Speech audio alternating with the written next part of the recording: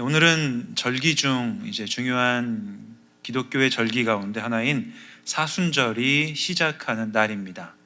모두 다 아시겠지만 이제 사순절은 우리가 어렸을 때부터 또 교회 안에서 신앙생활을 하다 보면 매년마다 한 번씩은 제가 지나가는 절기이기도 합니다. 그만큼 익숙하기도 하고 우리에게는 늘 항상 지나가는 절기다 보니까 마음에 여러 가지 감정들을 느끼게 하는 절기이기도 하지요.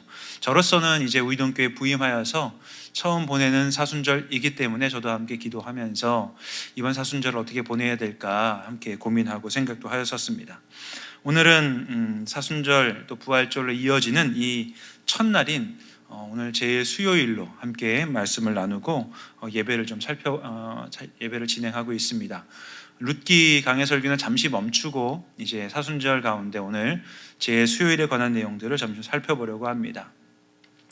사순절을 시작하는 날이 명칭이 있습니다. 제 수요일이라고 하는 명칭입니다. 이 명칭에 원래 이날 행해야 되는 예식에 대한 정보가 들어있습니다. 제 수요일이니까 제를 사용한다라는 의미를 갖고 있겠죠. 그래서 사순절은 제의 수요일이라는 명칭으로 시작을 하면서 오늘부터 이제 주일을 제외하고 7번의 주일을 제외하고 40일간의 시간들을 지나는 그런 시간들을 보내게 되어 있습니다. 이 제의 수요일에 사용하는 것이 이제 제인데요. 그 사진을 먼저 한번 보여드리면 제를 통해서 이 사순절의 시작을 저희가 알리고 시작합니다. 그래서요, 원래는 이 제로 특별한 의식을 저희가 행하는데 올해는 그것을 하지 않고 나중에 기회가 되면 이 의식을 좀 해야겠다라고 생각을 하고 있습니다. 원래는 이 이마에 이 제를 바르면서 십자가 모양으로 바르면서 이 제의 수요일 사순절을 시작하고는 합니다. 그런데요, 저희가 이 제의 수요일에 오늘 이 의식을 할 수 없는 이유 중에 하나가 이 제를 만드는 방법 때문입니다. 이 제를 만드는 방법이 어떻게 만드냐면 이 제를요, 전년도에 사용했던 종려주일에 사람들이 종려나무 가지를 이제 흔들기도 하면서 예수님의 입성을 축하하는 그런 의식과 행사를 하지 않습니까? 그때 사용했던 이 종려나무 가지를 다시 이제 수거합니다. 그래서 그 종려나무 가지를 태우고 그리고 그 재를 태우고 남은 가루들을 잘 빻아서 이제 이 재를 준비하죠. 마지막에는 고운 채로 걸러서 이제 그 재를 준비하기 때문에 저희가 올해 어떻게 해보려고 했었지만 제가 작년에 사용했던 종려나무 가지 또 그런 것들을 구하기가 좀 어렵다 보니 올해는 그냥 죄의 수요일에 관한 내용들을 함께 좀 말씀으로 나누고 제가 기회가 되면 올해 주일 때는 한번 종려나무 가지를 직접 흔들면서 그걸 잘 저희들이 수고하여서 내년 제 수요일은 한번 이 제 수요일을 하는 의식을 좀 해보면 좋겠다 이런 생각을 하였습니다. 종려나무 가지 아까 제가 보여주시기도 했는데 이 종려나무 가지는 이렇게 생겼습니다. 우리가 보는 나무 중에서 야자수라고 생각하시면 되는 이 나무의 가지, 이것이 바로 종려나무 가지이기도 한데요, 이것을 제가 한번 구할 수 있으면 구해보도록 이제 하도록 하겠습니다. 이 종려나무 가지를 잘 수거해서 제를 만들고 나면 제의 수요일 사순절의 시작에 이제 저 제를 준비하였다가 한 분 한 분을 이제 앞으로 나오시게 해서 이마에 십자가를 그으면서 저 제를 발라드리게 되는 것이죠. 그래서 우리나라에서는 이제 많이 익숙하지는 않지만 이제 미국에서 유학하셨던 분들의 이야기를 듣고 또 그분들이 함께 공부하던 그런 학교들에서는 심심치 않게 제 수요일에는 저 제를 이마에 바르고 다니는 분들을 어렵지 않게 볼 수 있다라고 말씀들을 하십니다. 그래서 이런 제 수요일에는 이런 십자가로 제로 십자가의 모양을 바르는 그런 모습들을 하면서 우리가 제 수요일을 보내게 되는 것이죠. 그렇다고 한다면 이 제가 어떤 의미를 가지고 있길래 이 제를 이마에다가 십자가 모양으로 바르게 되는 것일까요? 먼저 이 성경에서 제가 가지는 의미 가운데 첫 번째 의미는 죄를 돕는 행위는 회개를 상징하기 때문에 제 수요일에는 사순절을 시작하면서 이 죄로 이마에 십자가를 그리는 혹은 머리 위에 이 죄를 좀 덮어 쓰는 그런 행동을 하며 시작합니다. 욥기 42장 6절 말씀을 읽겠습니다. 그러므로 내가 스스로 거두어드리고 티끌과 제 가운데에서 회개하나이다. 욥이여, 하나님과 치열하게 다툽니다. 나는 잘못한 것이 없는 것 같은데 왜 나에게 이런 고난과 아픔이 찾아오는가? 이렇게 하나님과 다투는 가운데 자신이 이해할 수 없는, 자신이 도저히 생각할 수 없었던 그런 하나님을 발견하고 나서 하나님 앞에 욥이 무릎을 꿇고 이런 고백을 하는 겁니다. 지금까지 내가 하나님께 내세웠던 나의 의로움, 나의 깨끗함이라고 하는 것이 사실 하나님 앞에서는 소용이 없는 것이었구나라는 고백을 하며 욥은 고백하는 것이죠. 이제는 내가 스스로 거두어드리고 티끌과 제 가운데에서 회개하나이다 라고 고백합니다. 또 성경의 다른 곳을 보면 다니엘서 9장 3절에도 이런 표현이 나옵니다. 금식하며 베옷을 입고 죄를 쓰고 하나님께 기도합니다 라고 다니엘이 고백합니다. 성경 곳곳에서 죄를 뒤집어 쓰는 행위, 이 죄가 가지고 있는 상징은 회개입니다. 다시 말하면 하나님 앞에서 내가 지금까지 살면서 지은 잘못과 죄된 내용들이 무엇이 있었는지를 사순절을 시작하는 제 수요일에 첫날에 하나님 앞에서 회개함으로 이 사순절 절기를 시작한다는 것이죠. 그래서 함께 예배드리고 이런 행사를, 이런 의식을 하면서 내가 죄인입니다라고 하는 고백을 하며 사순절을 시작하게 됩니다. 그러면 이런 회개의 고백 다음에는 어떤 것이 따라올까요? 지금까지 내가 살아왔던 삶의 방향이 하나님의 뜻과는 다른 방향이었음을 회개하면서 우리가 하나님 앞에서 회개하면 이제는 하나님이 우리에게 알려주시는 방향으로의 순종이 우리에게 결단으로 있어야 할 것입니다. 하나님 앞에 우리가 회개한다면 하나님은 우리를 하나님의 뜻 가운데로 인도해 가십니다. 그 하나님의 인도하심이 나의 의지 아니면 나의 생각, 내가 원하는 바와는 다르다 할지라도 하나님이 우리에게 말씀하시는 그 뜻을 향해서 순종하는 결단이 있는 우리 모두가 되어야 할 것입니다. 오늘 이제 신방을 하는 가운데 제가 신방하면서 찬양을 한 곡 선정해 달라고 이렇게 말씀을 드리거든요. 그럴 때 오늘 하셨던 권사님께서 주님 말씀하시면이라는 찬양을 그 찬양으로 이렇게 제안을 하셨습니다. 그 찬양의 가사가 이렇습니다. 주님 말씀하시면 내가 나아가리다. 주님 뜻이 아니면 내가 멈춰서리라. 나의 가고 서는 것 오직 주의 뜻 가운데 있으니 오 주여 나를 인도하소서 이끄소서라는 찬양의 가사가 있습니다. 우리가 하나님 앞에서 회개한다고 하면 하나님께서 멈추라고 하시는 거겠지요. 내가 계속 가려고 했던 방향으로부터 멈추고 하나님이 원하는 방향으로 우리를 인도하실 때에 하나님의 말씀에 순종하면서 신앙생활을 잘하겠다 결심하시는 모든 우리 의동교회 교우분들 되시기를 주님의 이름으로 간절히 기원합니다. 두 번째로 제가 가지고 있는 의미는요, 인간이 하나님 없이는 살 수 없는 유한한 존재임을 생각하게 하는 그러한 요소가 됩니다. 우리가 이 제의 수요일에 이마에 제로 십자가를 그으면서 내가 하나님 없이 살 수 없는 유한한 존재임을 다시 한번 살피고 확인하는 시간이 오늘 제의 수요일에 우리가 함께 드리는 예배요 하나님 앞에서의 의식인 것입니다. 오늘 본문 말씀인데요, 창세기 3장 19절 말씀 함께 읽도록 하겠습니다. 내가 흙으로 돌아갈 때까지 얼굴에 땀을 흘려야 먹을 것을 먹으리니 내가 그것에서 취함을 너는 흙이니 흙으로 돌아갈 것이니라 하시니라. 아멘. 이마에 우리가 바르는 이 재, 그것은요, 우리가 흙에서 왔고 흙으로 돌아갈 수밖에 없는 존재임을 다시 한번 생각하게 합니다. 그래서 우리가 아무리 많은 힘을 가지고 있고 능력을 가지고 있고 그리고 아무리 좋은 배경을 가지고 있어도 그것이 영원할 수 없음을, 언젠가는 쓰러져 버리고 마는 재로 돌아갈 수밖에 없는 그러한 존재일 수밖에 없는 것을 우리가 눈으로 보고 확인하는 자리가 제의 수요일이라고 하는 것입니다. 함께 이렇게 신방을 다니고 함께 교회에서 이야기를 나누고 삶을 나누다 보면 와, 우리 여기 앞에 계시는 장로님이, 우리 권사님이, 우리 집사님이 예전에는 이렇게 대단한 일들을 하셨구나라는 일들을 그런 이야기를 들을 때가 많습니다.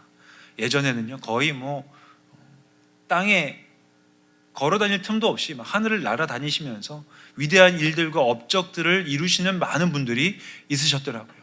하루하루 얼마나 많이 바쁘게 사셨는지. 그런데 시간이 지나면서 이제 그분들의 모습을 보면 예전에 그 건강하고 활기 넘치고 왕성했던 모습은 이제 어느덧 뒷길로 사라지는 모습들을 우리가 보게 되는 것이죠. 바로 이런 죄의 수요일에 그 죄를 우리가 보면서 느끼는 감정이 바로 그런 부분인 것입니다. 우리가 지금은 아직 건강하고 우리가 아직 능력이 아직은 많이 있어서 해야 될 일이 많은 것처럼 보이지만 조금 시간이 지나고 나면 우리가 하고 싶은 그 일도, 내가 할 수 있다고 생각하는 어떤 일들도 다 할 수 없는 그런 존재가 될 수밖에 없다는 것을 우리는 죄의 수요일에 확인하게 되는 것이죠. 결국 헛됨을 확인할 수밖에 없는 그런 자리가 죄의 수요일이라는 것입니다. 그러면 우리는 공허와 헛됨이 끝인 인생일 수밖에 없을까요? 사람들은 그것이 끝인 줄 알겠지만 우리는 죄로 남은 그 모습들을 바라보면서도 그것이 끝이 아님을 다시 한번 그 자리에서 확인합니다. 왜냐하면 죽음이 끝이 아님을 보여주신 예수님의 부활이 사순절을 시작하는 오늘부터 시작하여서 사순절이 끝나는 부활절 아침에 우리가 다시 한번 그 부활을 눈으로 확인하고 그것을 믿음으로 고백하는 사람이기 때문입니다. 우리 눈앞에 분명히 다 사라져버릴 수밖에 없는 죄가 있지만 이 죄는 우리의 육신의 한계로 인해 죽음을 맞이하는 끝이 아니라 그것을 넘어서서 영생으로 이어지는 또 하나의 발자국임을 우리는 죄의 수요일에 확인해야 하는 것이죠. 그러므로 우리가 매일매일 걷고 있는 이 길, 매일 몸이 약해지고 우리의 삶의 형편 가운데 어려움이 있다 할지라도 그러한 어려움이 끝이 아님을 다시 한번 죄의 수요일에 확인하시고 영원한 하나님의 나라를 향해서 끝까지 하루하루 걸어가는 우리가 되어야 할 것입니다. 또 세 번째로 우리가 이마에 바르는 죄를 통하여서요, 죄는 예수님의 이름으로 우리가 인친 존재임을 상징한다라고 하는 것입니다. 죄의 수요일에 우리가 죄로 십자가의 이마에 이렇게 십자가를 그으면 그것이 무엇을 알려주는가 하면요, 바로 우리가 예수님의 이름으로 인침을 받은 존재임을 다시 한번 생각하고 깨닫게 되는 것이죠. 요한계시록 7장 2절에서 4절까지 말씀 함께 읽도록 하겠습니다. 또 봄에 다른 천사가 살아계신 하나님의 인을 가지고 해 돋는 데로부터 올라와서 땅과 바다를 해롭게 할 권세를 받은 내 천사를 향하여 큰 소리로 외쳐 이르되 우리가 우리 하나님의 종들의 이마에 인치기까지 땅이나 바다나 나무들을 해하지 말라 하더라. 내가 인침을 받은 자의 수를 들으니 이스라엘 각 지파 중에서 인침을 받은 자들이 14만 4천이니. 아멘. 요한계시록에서 나오는 성도에게 예수 그리스도의 인을 치는 모습입니다. 이렇게 하나님께서 예수 그리스도의 인을 성도의 이마에 쳐주시는 것, 그에게 이렇게 치는 행위는 바로 이 사람이 나의 소유다라고 하는 외적인 선포임을 우리가 알아야 합니다. 하나님께서 인치신 자들을 지키시고 보호하시는 분임을 우리가 확인하게 되는 것이죠. 우리가 하나님의 소유요, 하나님의 자녀임을 하나님께서 이 죄의 수요일에 십자가를 긋는 것을 통해 우리에게 알려주셨고 깨닫게 하신다는 것을 확인하는 자리가 죄의 수요일의 자리인 것입니다. 이제 하나님께서 우리를 이 사람이 내 자녀다, 이 사람이 나의 소유다라고 세상 가운데 보여주신다면 하나님에게 어떤 의무가 남으시겠습니까? 나의 소유된 자녀, 내 백성을 지키고 보호하시는 일이 하나님에게는 남아있는 것입니다. 그러므로 예배를 드리는 자리에 있는 우리, 사순절을 시작하는 우리가 하나님께 속한 자임을 다시 예배의 자리에서 우리는 기억하고 우리 마음에 새겨야 합니다. 좌우 바라보시면서 이렇게 축복하겠습니다. 당신은 하나님께 속한 사람입니다 라고 말이죠. 하나님이 우리를 선택하시고 자녀 삼으실 때 우리에게 얼마나 많은 재산이 있는지 고려하지 않으셨습니다. 우리가 얼마나 능력이 많은지도 보시지 않으셨습니다. 우리가 어떤 배경을 가지고 태어났는지도 하나님은 신경 쓰지 않으신다는 겁니다. 하나님께서 우리에게 말씀하시는 너는 내 자녀야 라고 하는 것은 하나님을 향한 믿음의 고백으로, 그리고 하나님을 향한 신앙의 내용으로 하나님께서는 우리를 하나님의 자녀로 삼아주시겠다 선포하셨습니다. 하나님께서 우리를 지키시고 우리를 하나님의 자녀로 말씀하셨으니 이제 우리는 세상 가운데서 당당하게 살아갈 수 있어야 합니다. 세상은 우리가 얼마나 높은 지위에 있는지, 우리가 얼마나 많은 재산을 가지고 있는지, 우리가 얼마나 능력이 많은지를 가지고 재단하고 판단하겠지만, 우리가 세상 가운데서 그럼에도 불구하고 그들의 시선에도 불구하고 당당하게 살 수 있는 것은 내가 하나님께 속한 자이고 이 세상에서의 죽음이 끝이 아님을 알기 때문입니다.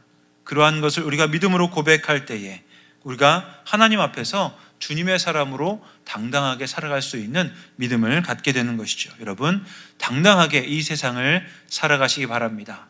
십자가에서 예수님이 죽으시지만 부활하신 것을 믿음으로 고백하면서 예수님의 죽음이 나의 죽음이요 예수님의 부활이 나의 부활이 되어서 나는 이 세상의 그 어떤 것으로도 넘어질 수 없는 사람임을 세상 가운데 우리 말과 행실로 보여주는 그런 믿음의 길을 잘 걸어가시기를 주님의 이름으로 간절히 기원합니다. 우리가 제 수요일에 우리 이마에 바르는 죄를 통하여서 얻게 되는 네 번째 의미는, 죄는요 하나님이 죄의 세력과 사망의 권세를 이기신 승리를 상징하기 때문입니다. 이 죄가요 승리를 상징합니다. 요한계시록 7장 9절에서 12절 말씀을 읽겠습니다. 이 일 후에 내가 보니 각 나라와 족속과 백성과 방언에서 아무도 능히 셀 수 없는 큰 무리가 나와 흰 옷을 입고 손에 종려 가지를 들고 보좌 앞과 어린 양 앞에 서서 큰 소리로 외쳐 이르되 구원하심이 보좌에 앉으신 우리 하나님과 어린 양에게 있도다 하니, 모든 천사가 보좌와 장로들과 내 생물의 주위에 서 있다가 보좌 앞에 엎드려 얼굴을 대고 하나님께 경배하여 이르되 아멘. 찬송과 영광과 지혜와 감사와 존귀와 권능과 힘이 우리 하나님께 세세토록 있을지어다. 아멘 하더라. 아멘. 제 수요일에 왜 종려나무 가지를 우리가 사용하는가 하면 오늘 본문 말씀 가운데 나와 있기 때문입니다. 이 일 후에 내가 보니 각 나라와 족속과 백성과 방언에서 아무도 능히 셀 수 없는 큰 무리가 나와 흰 옷을 입고 손에 종려 가지를 들고 보좌 앞과 어린 양 앞에 서서 승리를 선포하는 모습이 요한계시록 말씀에 나와 있습니다. 종려나무 가지에 그것을 재로 태워서 우리 이마에 바르는 이유는 그 종려나무가 승리를 상징하기 때문입니다. 우리가 이것을 이 의식을 행할 때에 우리는 승리하신 예수 그리스도에게 속한 사람으로 그 승리를 이미 맛보며 살아가고 있다라는 사실을 우리는 확인하게 되는 것이죠. 여러분, 예전에 2002년 월드컵이 벌써 23년 전 일이 되어버렸더라고요. 2002년 월드컵에서 가장 우리의 심장을 조이게 만들었던 경기가 어떤 경기였는지 생각나십니까? 16강 경기, 우리나라와 이탈리아의 경기였었습니다. 그 경기 후반전 끝나기 직전까지도 우리나라가 리드를 당해서 끌려가고 있었죠. 그 경기를 볼 때 우리나라 모든 사람의 심장 박동수는 평균 100을 훨씬 상회했을 것입니다. 그런데 여러분, 그 경기를 지금 이 화면에 틀다고 한번 생각해 보십시오. 후반 막판까지 우리가 끌려가고 있지만 그 경기를 보고 있는 누구나, 여기 계시는 어떤 분도 심장 박동수가 막 뛰지는 않으실 겁니다. 왜냐하면 우리는 그 경기의 결과를 이미 알고 있기 때문인 것이죠. 우리가 종려나무 가지를 태운 그 채를 우리 이마에 바르는 이 사순절을 생각해 본다면, 이 사순절의 과정은 고난과 순환을 지나가야 됩니다. 그것을 생각하면 마음이 아프고 왠지 아리고 슬픈 감정들이 막 솟아오르죠. 하지만 그것이 끝이 아니라는 사실은 이 사순절의 끝에 부활이 있음을 우리가 알고 있기 때문입니다. 이미 승리하신 하나님을 우리가 믿음으로 고백하면서 이 땅을 살고 있기 때문이죠. 사탄은 그 사실을 자꾸 잃어버리게 만듭니다. 우리가 살고 있는 삶의 현실에서 내가 예상하지 못했던 사고를 당하거나 내가 원하지 않았던 어떤 일들이 우리에게 찾아왔을 때, 혹은 어제까지는 너무 건강했던 나의 몸에 건강에 이상이 생겼다는 이야기를 들으면 우리 마음이 덜컥 주저앉아 버리도록 사탄은 우리 귀에 아주 간교한 소리들로 속삭이게 되는 것이죠. 설령 우리가 이 땅을 살면서 우리에게 찾아왔던 수많은 문제와 아픔으로 인해서 우리가 고난과 고통의 시간들을 지나간다 할지라도 우리에게는 그 고난과 고통으로 인한 허망함이 끝이 아님을 오늘 말씀을 통해서 우리는 깨닫게 되는 것입니다. 우리는 이미 승리한 싸움을 살고 있는 것임을 여러분 꼭 기억하셔야 됩니다. 이런 고백을 할 때에 사도 바울이 로마 교회를 향해서 우리가 어떤 존재임을 말하는 이 고백이 우리의 고백이 되어야 하는 것이죠. 로마서 8장 35절에서 39절 말씀, 이 본문 말씀을 읽어갈 때에 우리 삶을 생각해 보시면서 우리에게 이미 승리를 확언하시면서 승리를 선포하시면서 이 땅을 살게 하시는 하나님의 말씀에 귀를 기울이겠습니다. 함께 읽겠습니다. 누가 우리를 그리스도의 사랑에서 끊으리요? 환난이나 곤고나 박해나 기근이나 적신이나 위험이나 칼이랴. 기록된 바 우리가 종일 주를 위하여 죽임을 당하게 되며 도살당할 양같이 여김을 받았나이다 함과 같으니라. 그러나 이 모든 일에 우리를 사랑하시는 이로 말미암아 우리가 넉넉히 이기느니라. 내가 확신하노니 사망이나 생명이나 천사들이나 권세자들이나 현재일이나 장래일이나 능력이나 높음이나 깊음이나 다른 어떤 피조물이라도 우리를 우리 주 그리스도 예수 안에 있는 하나님의 사랑에서 끊을 수 없으리라. 아멘. 여러분, 예수님께서 이 세상을 다스리시는 분임을 믿으시기 바랍니다. 그리고 우리의 삶을 주관하셔서 우리가 이 땅에서 승리한 삶으로 살아가도록 우리를 이끌어 가실 것을 믿으시기 바랍니다. 초대교회에서는요, 그래서 이 죄를 언제 사용했냐면 또한 심각한 죄로 교회에서 분리됐던 사람이 다시 돌아올 때도 이 죄를 사용하였습니다. 그가 죄를 선택하고 그 죄로 인해서 하나님에게서 떠나간 것처럼 보이지만 그가 다시 하나님께 돌아올 때에 하나님의 자녀였음을, 하나님의 자녀됨을 다시 선언하는 용도로도 이 죄를 사용하게 되는 것이죠. 그래서 우리가 죄로 인하여서 죄와 같은 존재가 되는 그 자리에 있다 할지라도 하나님은 우리를 다시 살리시는, 승리하시는 분임을 믿고 고백할 수 있게 되는 것입니다. 이런 고백들을 우리가 담아서 매일매일 하나님 앞에 다시 한번 생각하고 확인하는 절기가 사순절입니다. 그래서 우리 교회에서는 지난 주일에 사순절 묵상집을 이렇게 나눠드리게 되었죠. 여러분, 사순절 묵상집 나와 있는 내용들을 보셨습니까?